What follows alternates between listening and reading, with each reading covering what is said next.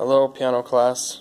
We're going to look at Sandman's Lullaby. I'm going to show you the keyboard and the music as we look at it together.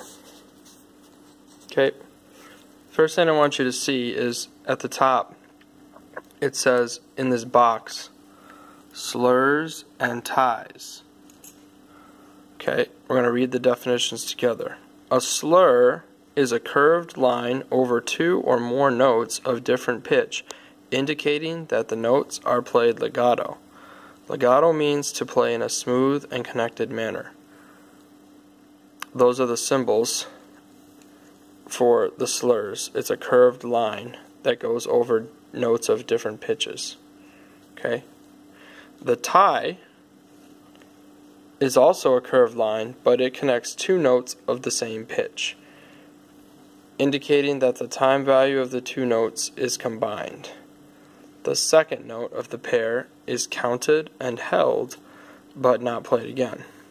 So ties, like slurs, are these little curved lines, and they have an example here of the slurs and the ties in the same set of music notes. Okay, so you've got 4 beats in a measure.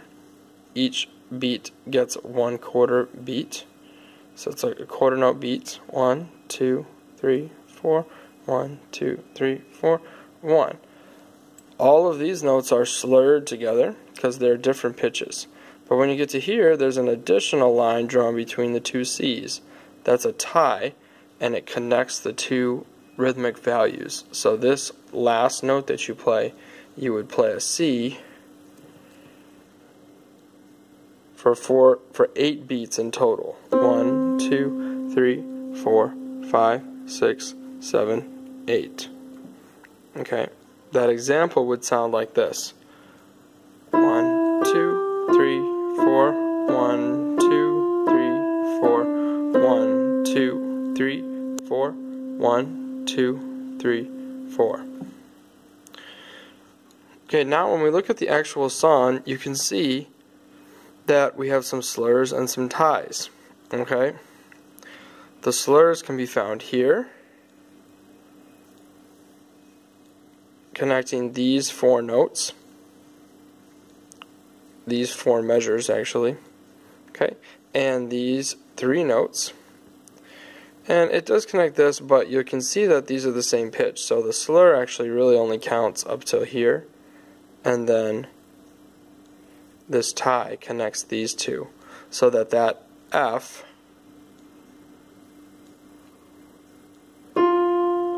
sounds for 6 whole beats, okay? Because there are 3 quarter note beats in each measure. Okay, 1, 2, 3, 1, 2, 3. That's what it says up here. 3, 4 time signature, 3 beats per measure, quarter note gets the beat. Okay? The other thing you need to see in this song is that it says P. Now P stands for piano. P is a symbol for the Italian word piano, which means soft. Brr. Don't pay attention to that. It means soft. So you have to play all the notes quietly while you play them. Okay. And they got some fingerings written in. If you're practicing this by yourself and you're not exactly sure about the fingerings, you need to write them all in by yourself. Okay? Now, the nice thing is that all of these fingerings stay in one place on the keyboard. So if you look at the bass clef, okay, bass clef notes start down here on the C below middle C. Okay? So your left hand pinky will be on this C. Now, when I start off, okay, I start with the 5th finger on the C. Then I go to my 1st finger. 5, 1 on the G. 5, 1. Okay. Then the next measure, there's an E, and then it goes to a G. So if I play the E, you see how my fingers stayed in the same place. The first 2 notes, the second 2 notes that you play, so my fingers stayed in the same place. Okay? In every single measure of the whole song, your left hand fingers will stay over these 5 notes. Okay, and your right hand fingers will stay over these 5 notes. C, D, E, F, G. You can see the first 4 notes you have to play are an E, a G, an F, and an E.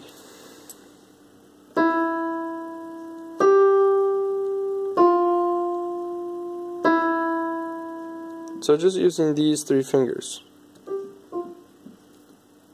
Okay. Then you have to do 3 new ones. D, E, F. Then the third line in the treble clef, it repeats.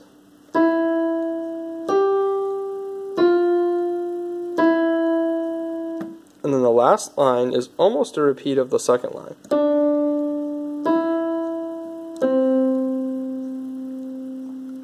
Okay. Now it's important to remember that because of the grand staff that we learned about last week, the grand staff is the bracket that consists of a straight vertical line and a brace. Okay. That connects the two. Okay, actually the whole thing is the brace. It connects the 2 staffs, treble clef and bass clef. Okay?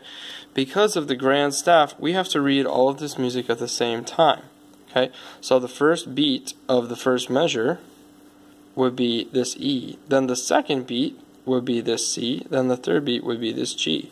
And while you play these, you have to hold this note down with your right hand.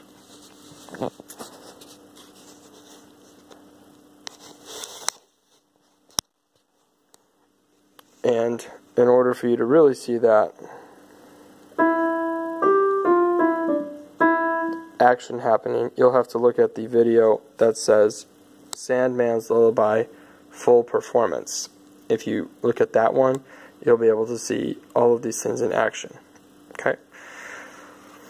You just keep going and you play each of the next notes, whether they're in the treble clef or the bass clef staff, and stay in rhythm. Okay? So if I was going to do this, see if I can get it set up and do it another performance. I don't know, maybe I'll just do it, I'll just set it down and you can hear it one more time.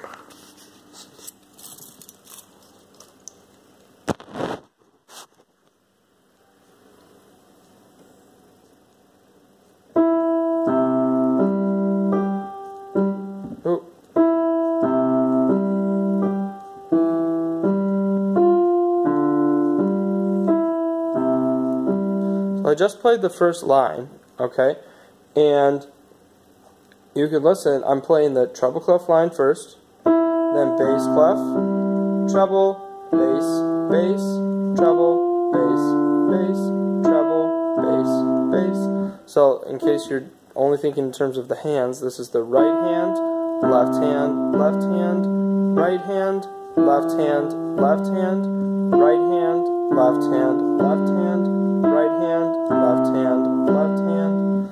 So you play the right hand notes for the treble clef and the left hand notes on the bass clef staff. Okay?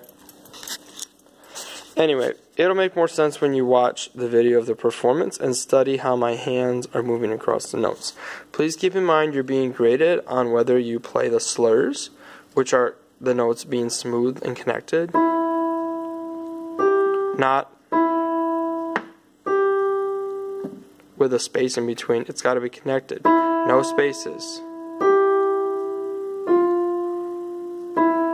Okay, and whether you play the piece softly, okay, with a soft touch on the keys. So this would not be correct.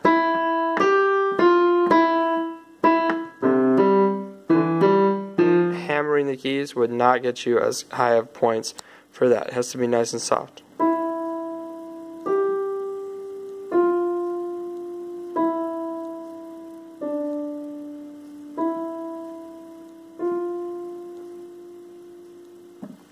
Okay, hope that helps. Feel free to comment on the video or send me an email if you have any questions.